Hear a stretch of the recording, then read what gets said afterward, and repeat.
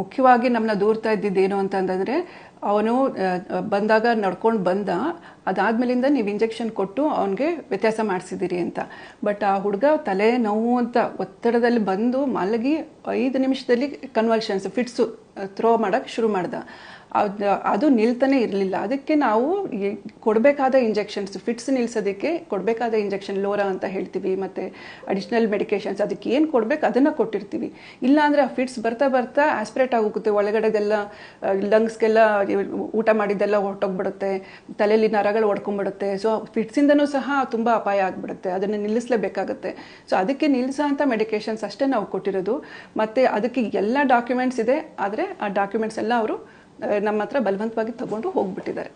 ಹಾಸನ ನಗರದ ಪ್ರಸಿದ್ಧ SSM ಆಸ್ಪತ್ರೆಗೆ ದಾಖಲು ಮಾಡಲಾಗಿದ್ದ 24 ವರ್ಷದ ಧರಣೇಂದ್ರ ಎಂಬ ಯುವಕನೊಬ್ಬ ಕೆಲವೇ ಗಂಟೆಗಳಲ್ಲಿ ಮೃತಪಟ್ಟಿದ್ದನ್ನು ನೆಪ ಮಾಡಿಕೊಂಡು ಈ ಯುವಕನ ಕಡೆಯವರು ವೈದ್ಯರ ಮೇಲೆ ಗಲಾಟೆ ಮಾಡಿ ದಾಂಧಲೆ ಎಬ್ಬಿಸಿ ಹಣ ವಸೂಲಿ ಮಾಡಿಕೊಂಡು ಹೋದ ಘಟನೆ ಶುಕ್ರವಾರ ನಡೆಯಿತು. ತೀವ್ರ ತಲೆನೋವಿನ ಕಾರಣ ಧರಣೇಂದ್ರನನ್ನು ಶುಕ್ರವಾರ ಬೆಳಗ್ಗೆ ಆಸ್ಪತ್ರೆಗೆ ದಾಖಲು ಮಾಡಲಾಯಿತು. ಪರೀಕ್ಷೆ ಮಾಡಿ CT ಸ್ಕ್ಯಾನಿಂಗ್ ನಡೆಸಿದಾಗ ಮೆದುಳಿನಲ್ಲಿ ನೀರು ತುಂಬಿಕೊಂಡಿರುವುದು ಪತ್ತೆಯಾಯಿತು. ಧರಣೇಂದ್ರ ಪದೇ ಪದೇ ಪಿಟ್ಸ್ ಬರುತ್ತಿದ್ದ ಕಾರಣ ಅದರ ನಿಯಂತ್ರಣಕ್ಕೆ ಔಷಧಿ ನೀಡಲಾಯಿತು. ಮೆದುಳಿನ ನೀರು ತುಂಬಲು ಕಾರಣ ತಿಳಿಯಲು ವೈದ್ಯರು MRI ವರದಿ ತರಲು ರೋಗಿಯನ್ನು ಕಳಿಸಿದ್ದರು. MRI ವರದಿಯಲ್ಲಿ ಮೆದುಳಿನಲ್ಲಿ ದೊಡ್ಡ ಗಡ್ಡೆ ಇರುವುದು ಪತ್ತೆಯಾಗಿದೆ. ಇದು ಕ್ಯಾನ್ಸರ್ ಗಡ್ಡೆ ಎಂಬುದು ವೈದ್ಯರ ಊಹೆಯಾಗಿತ್ತು. ಮೆದುಳಿನ ಗಡ್ಡೆ ತೆಗೆಯಲು ತಮ್ಮ ಆಸ್ಪತ್ರೆಯಲ್ಲಿ ಸೌಲಭ್ಯ ಇಲ್ಲದ ಕಾರಣ ರೋಗಿಯನ್ನು ಬೆಂಗಳೂರಿಗೆ ಕರೆದುಕೊಂಡು ಹೋಗುವಂತೆ ವೈದ್ಯರು ಸಲಹೆ ನೀಡಿದರು. ಧರಣೇಂದ್ರನ ಕಡೆಯ ಕೆಲವರು ಬೆಂಗಳೂರಿಗೆ ಕರೆದುಕೊಂಡು ಹೋಗಲು ಕೂಡ ಸಿದ್ಧರಾಗುತ್ತಿದ್ದರು. ಆದರೆ ಆತ ಬದುಕುಳಿಯುವುದು ಕಷ್ಟ ಎಂದು ತಿಳಿದು ಕೆಲವರು ಗಲಾಟೆ ಶುರು ಮಾಡಿದರು. ಧರಣೇಂದ್ರ ಬರುವಾಗ ಚೆನ್ನಾಗಿಯೇ ಇದ್ದ, ನೀವೇ ಯಾವುದೋ ಇಂಜೆಕ್ಷನ್ ಕೊಟ್ಟು ಸಾಯುವಂತೆ ಮಾಡಿದ್ದೀರಿ ಎಂದು ವೈದ್ಯರ ವಿರುದ್ಧ ಗಂಭೀರ ಆರೋಪ ಶುರುವಾಯಿತು. ವೈದ್ಯರನ್ನು ಕೊಲ್ಲುವ ಬೆದರಿಕೆಯ ಮಾತುಗಳು ತೋರಿಬಂದವು. ಕೆಲವರು ಧರಣೇಂದ್ರನಿಗೆ ಚಿಕಿತ್ಸೆ ನೀಡಿದ ದಾಖಲೆ ಪತ್ರಗಳನ್ನು ಕಸಿದುಕೊಂಡು ಆಸ್ಪತ್ರೆಯ ಹೊರಗೆ ಅರಚಾಟ ಕಿರುಚಾಟ ಶುರುವಾಗಿ ಜೋರಾಗಿ ವೈದ್ಯರ ನಿಂದನೆ ಕೂಡ ಆಯಿತು. ಆಸ್ಪತ್ರೆಯ ಸುತ್ತ ಬಿಗಿ ಪೊಲೀಸ್ ಬಂದೋಬಸ್ತ್ ಕೂಡ ಮಾಡಲಾಗಿತ್ತು. ತಮ್ಮ ಆಸ್ಪತ್ರೆಯ ವೈದ್ಯರು ಮತ್ತು ಸಿಬ್ಬಂದಿ ಮೇಲೆ ದೌರ್ಜನ್ಯ ನಡೆದ ಸಂದರ್ಭದಲ್ಲಿ ಸ್ಥಳಕ್ಕೆ ಭೇಟಿ ನೀಡಿ ಪರಿಸ್ಥಿತಿಯನ್ನು ತಿಳಿಗೊಳಿಸಿದ IMA ಪದಾಧಿಕಾರಿಗಳು ಮತ್ತು ವೈದ್ಯರಿಗೆ ಡಾಕ್ಟರ್ ಸೌಮ್ಯ ದಿನೇಶ್ ಅವರು ಧನ್ಯವಾದ ಸಲ್ಲಿಸಿದ್ದಾರೆ. ನಮಸ್ಕಾರ, ನಾನು ಡಾಕ್ಟರ್ ಸೌಮ್ಯ ದಿನೇಶ್, ಹಾಸನದ SSM ಆಸ್ಪತ್ರೆಯ ನಿರ್ದೇಶಕಿ. ನಿಮಗೆಲ್ಲ ನೆನ್ನೆ ಒಂದು ಘಟನೆ ನಡೀತು. ಅದ್ರ ಬಗ್ಗೆ ಸಾರ್ವಜನಿಕರಲ್ಲಿ ತುಂಬ ವಿಚಾರಗಳು ತಪ್ಪಾಗಿ ಪ್ರಚಲಿತವಾಗಿದ್ದಾವೆ. ಅದ್ರ ಬಗ್ಗೆ ನಾನು ಅದಕ್ಕೆ ಸ್ಪಷ್ಟೀಕರಣ ಕೊಡೋದಕ್ಕೆ ಇಷ್ಟಪಡ್ತಾ ಇದ್ದೀನಿ ಈ ಮೂಲಕ. ನೆನ್ನೆ ನಮ್ಮ ಆಸ್ಪತ್ರೆಗೆ ಧರಣಿ ಅಂತ ಒಂದು 22 ವರ್ಷದ ಹುಡುಗ, ಯಂಗ್ ಮ್ಯಾನ್ ಬಂದಾಗ ಅವ್ನು ಬರಬೇಕಾದ್ರೆ ತುಂಬ ತಲೆನೋವಿತ್ತು. ಎಮರ್ಜೆನ್ಸಿ ಡಿಪಾರ್ಟ್ಮೆಂಟ್ಗೆ ಬಂದ ಹೇಗೆ ಅಂದರೆ ತಲೆ ಹಿಡ್ಕೊಂಡು ಬಂದು ಎಮರ್ಜೆನ್ಸಿ ಡಿಪಾರ್ಟ್ಮೆಂಟಲ್ಲಿ ನಮ್ಮದು ಕ್ಯಾಶುಯಾಲಿಟಿಲಿ ಆಗಿ ನಾವು ಇನ್ನೂ ಏನು ಎತ್ತ ನೋಡ್ತಿದ್ದಂಗೆ ಇದ್ದಕ್ಕಿದ್ದಂಗೆ ಸೀಸರ್ಸ್ ಅಂದರೆ ಫಿಟ್ಸ್ ಬರೋಕ್ಕೆ ಶುರು ಆಗೋಯ್ತು. ಅವನಿಗೆ ತಲೆನೋವು ಪ್ಲಸ್ ಫಿಟ್ಸ್ ಬರೋಕ್ಕೆ ಶುರು ಆಯಿತು. ಸೊ ಇದು ಏನಾದರೆ ಏನಾಗುತ್ತೆ ಅಂದರೆ ತಲೆಯಲ್ಲಿ ಏನಾದ್ರು ನೀರು ತುಂಬಿಕೊಂಡು ಒತ್ತಡ ಇದ್ದರೆ ಈ ಥರ ಆಗಬಹುದು ಅಂತ ನಮ್ಮ ಡಾಕ್ಟರ್ ಬಂದು ಇಮಿಡಿಯೇಟಾಗಿ ನೋಡಿ ಅವನಿಗೆ CT ಸ್ಕ್ಯಾನ್ ಅಡ್ವೈಸ್ ಮಾಡಿದ್ರು.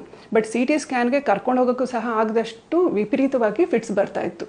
ಸೊ ಅದಾದಮೇಲೆ ಅದನ್ನು ಫಿಟ್ಸ್ ನಿಲ್ಲಿಸೋದಕ್ಕೆ ಕಂಟ್ರೋಲ್ ಮಾಡೋದಕ್ಕೆ ಮೆಡಿಕೇಶನ್ಸ್ ಎಲ್ಲ ಕೊಟ್ಟು CT ಸ್ಕ್ಯಾನ್ ಮಾಡಿಸಿದ್ವಿ. CT ಸ್ಕ್ಯಾನಲ್ಲಿ ರಿಪೋರ್ಟ್ಸು ಟಕ್ ಅಂತ ಬಂದುಬಿಡುತ್ತೆ, ಅಂದರೆ ಬೇಗ ಬಂದುಬಿಡುತ್ತೆ. ಅದಕ್ಕೆ ಪೇಷಂಟ್ಸ್ ಒದ್ದಾಡ್ತಾ ಇದ್ರೂ ಅಷ್ಟೊಂದು ಡಿಫ್ರೆನ್ಸ್ ಆಗಲ್ಲ.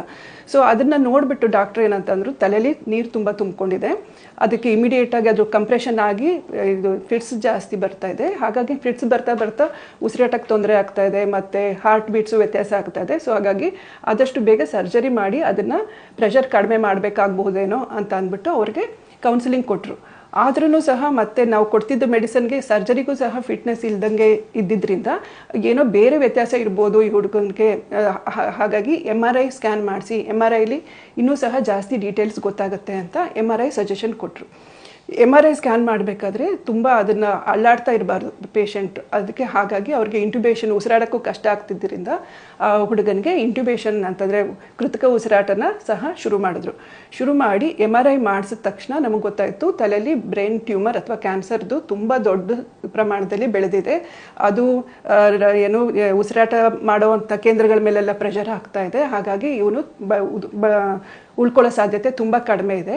ಹಾಗಾಗಿ ಆ ಪ್ರಮಾಣದ ಸರ್ಜರಿ ಮಾಡೋದಕ್ಕೆ ನಮಗೆ ಹಾಸನದಲ್ಲಿ ಫೆಸಿಲಿಟೀಸ್ ಇಲ್ಲದೆ ಇರೋದ್ರಿಂದ ಬೆಂಗಳೂರಿಗೆ ದಯವಿಟ್ಟು ಕರ್ಕೊಂಡು ಹೋಗಿ, ತುಂಬ ಕಷ್ಟ ಆಗ್ತಾ ಇದೆ, ವೆಂಟಿಲೇಟರ್ಲಿ ಇಟ್ಕೊಂಡು ಆ್ಯಂಬುಲೆನ್ಸಲ್ಲಿ ಕರ್ಕೊಂಡು ಹೋಗಿ ಅಂತ ಸಜೆಷನ್ ಕೊಟ್ವಿ. ಸೊ ಆವಾಗ ಏನಾಯಿತು ಅಂತಂದರೆ ಇಲ್ಲಿ ಅವರದ ಸಂಬಂಧಿಕರು ಅವರೆಲ್ಲ, ಇಲ್ಲ ನಾವು ಬಂದಾಗ ಹುಡುಗ ನಡ್ಕೊಂಡು ಇವಾಗ ನೀವೇನೋ ಮಾಡಿದ್ದೀರಾ, ನೀವೇನೋ ಇಂಜೆಕ್ಷನ್ ಏನೋ ಕೊಟ್ಟು ಈ ಥರ ಉಸಿರಾಟಕ್ಕೆ ಕಷ್ಟ ಮಾಡಿದ್ದೀರಾ, ಸೊ ಹಾಗಾಗಿ ಇದು ನಿಮ್ಮ ಹಾಸ್ಪಿಟಲ್ ತಪ್ಪು ಮಾಡಿದ್ದೀರಾ ಅಂತ ದಾಂಧಲೆ ಶುರು ಮಾಡಿದ್ರು. ಹಾಗಾಗಿ ಮತ್ತೆ ನಮ್ಮ ಇಂಟೆನ್ಸಿವಿಸ್ಟ್ ಡಾಕ್ಟರ್ಸ್ ಮೇಲೆ ಹಲ್ಲೆ ಮಾಡಿದ್ದಾರೆ, ಪ್ರಾಪರ್ಟೀಸ್ಗೆ ಡ್ಯಾಮೇಜ್ ಮಾಡಿದ್ದಾರೆ. ಅದಲ್ದೇ ಯಾವ ಮಟ್ಟದ ದೌರ್ಜನ್ಯ ಮಾಡಿದ್ರು ಅಂತಂದರೆ ಇಂಟೆನ್ಸಿವ್ ಡಾಕ್ಟರ್ನ, ನಮ್ಮದು ICU ವಿಭಾಗದ ಡಾಕ್ಟರ್ನ, ನೀನು ನಮ್ಮ ಜೊತೆ ಬರಬೇಕು, ಆ್ಯಂಬುಲೆನ್ಸಲ್ಲಿ ಬರಬೇಕು, ಎಲ್ಲಿಗೆ, ಬೆಂಗಳೂರಲ್ಲಿ ಹೋಗೋ ಮಧ್ಯದಲ್ಲಿ ಪೇಷಂಟ್ ಯಾವಾಗ ಸಾಯುತ್ತೆ ಆವಾಗ ನಿನ್ನನ್ನು ಗೊಚ್ಚಾಕ್ತೀವಿ ಅಂತ ಈ ಮಟ್ಟಕ್ಕೆ ಬೆದರಿಕೆ, ಯಾವ ಟೆರರಿಸ್ಟ್ಗೂ ಸಹ ಕಡಿಮೆ ಇಲ್ಲದ ಮಟ್ಟಿಗೆ ಬೆದರಿಕೆ ಹಾಕಿದ್ರು.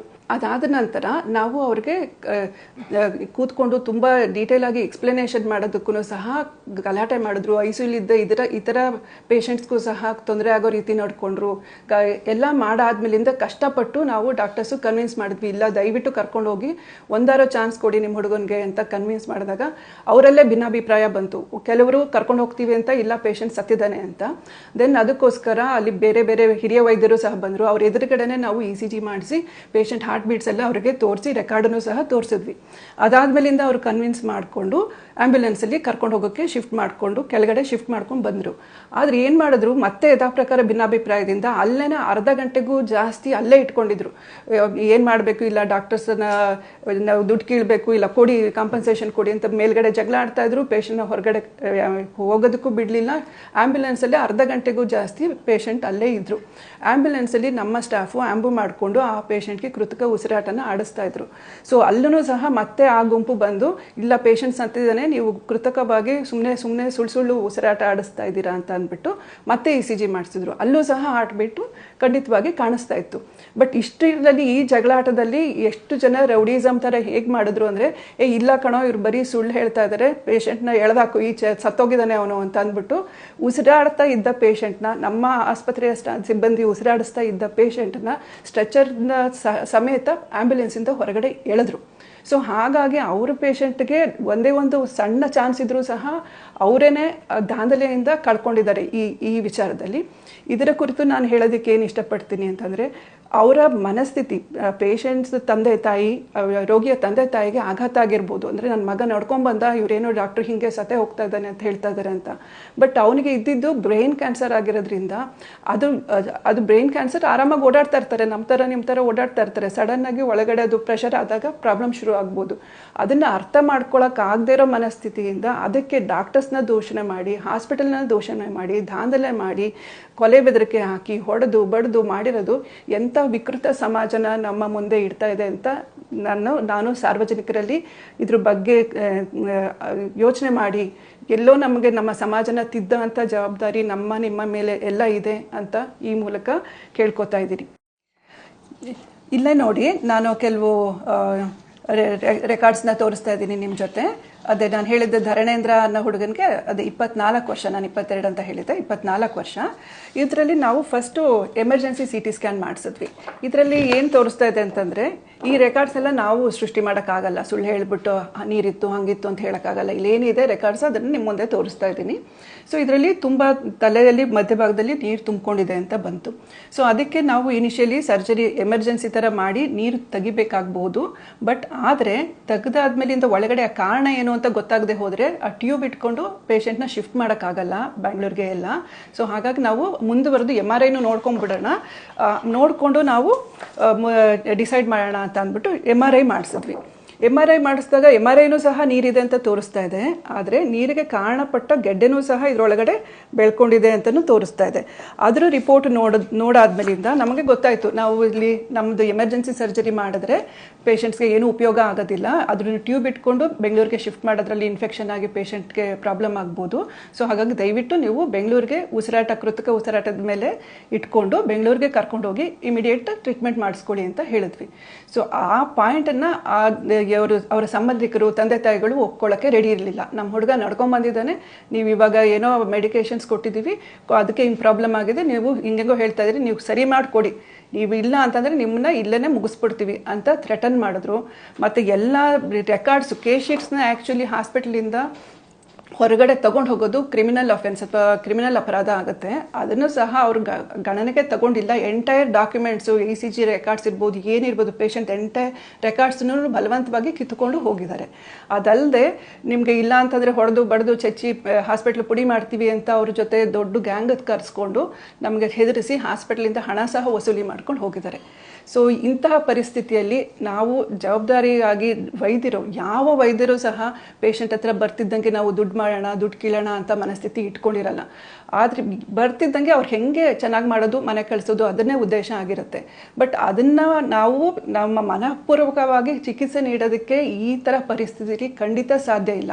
ಇವಾಗ ಈ ಥರ ಪರಿಸ್ಥಿತಿಯಲ್ಲಿ ಏನಾಗುತ್ತೆ ಅಂತಂದರೆ, ಡಾಕ್ಟರ್ಸು ಪೇಷಂಟ್ ಬಂತು, ಪೇಷಂಟು ಕ್ರಿಟಿಕಲ್ ಇದೆ, ಇವಾಗ ಏನು ಮಾಡಲಿ, ನಾನು ಸೇಫ್ ಆಗೋಕ್ಕೆ ನಾನು ಏನು ಮಾಡಲಿ, ಪೇಷಂಟ್ನ ಮುಂದಕ್ಕೆ ಕಳಿಸ್ಲಾ, ಸುಮ್ಮನೆ ರೆಫರ್ ಮಾಡಲಾ, ಅಥವಾ ತಗೊಂಡು ಆ ಒತ್ತಡದಲ್ಲಿ ಹೆಂಗೋ ಪೇಷಂಟ್ ಮಾಪ್ ಬರ್ತದೆ ಏನು ಮಾಡಲಿ ಅಂತ ಅದ್ರ ಬಗ್ಗೆ ಯೋಚನೆ ಮಾಡಲಾ, ಅಥವಾ ನಾನು ಪೇಷಂಟ್ಗೆ ಚಿಕಿತ್ಸೆ ನೀಡೋದಕ್ಕೆ ಯೋಚನೆ ಮಾಡಲಾ ಅನ್ನೋ ಸಂದಿಗ್ಧದಲ್ಲಿ ಎಲ್ಲ ಭಾರತ ದೇಶದ ಎಲ್ಲ ಡಾಕ್ಟರ್ಸು ಸಹ ಇದ್ದೀವಿ. ಇದು ಖಂಡಿತ ಒಳ್ಳೆ ಬೆಳವಣಿಗೆ ಅಲ್ಲ, ಹಾಗೂ ಒಳ್ಳೆ ಸಮಾಜನ ಇದು ತೋರಿಸೋದು ಇಲ್ಲ.